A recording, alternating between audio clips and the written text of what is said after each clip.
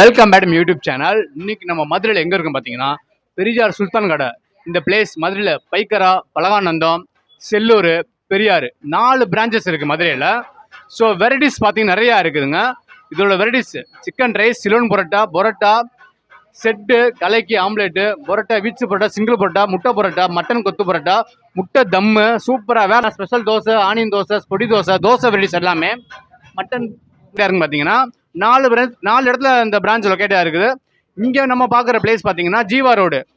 32 வருஷமாக இருக்குது. அதோட வெரைட்டிஸ் எல்லாமே தரமாக இருக்கும், வேறு லெவலில் இருக்கும். சாப்பிட்டு பாருங்கள். நம்ம சேனல் இது வரைக்கும் சப்ஸ்கிரைப் பண்ணாதவங்க சப்ஸ்கிரைப் பண்ணிக்கோங்க. நம்ம கடையில் வந்து இந்த கடையில் நான் சாப்பிட்ட வரையும் வந்து ரைஸு நூடுல்ஸும் சூப்பராக இருக்கும். அதேமாதிரி சிக்கன்லாம் மசாலாலாம் அவ்வளோ டேஸ்ட்டாக இருக்கும். சைனீஸ் ஐட்டத்துலேயே எனக்கு ரொம்ப பிடிச்சது தான். பரோட்டா ஐட்டம் சாப்பிடும்போது நான் சிக்கன் கொத்து, சிக்கன் வாழை பரோட்டாலாம் சாப்பிட்ருக்கேன். அதெல்லாம் அப்புறம் சூப்பராக இருக்கும், குறைய சொல்ல முடியாது.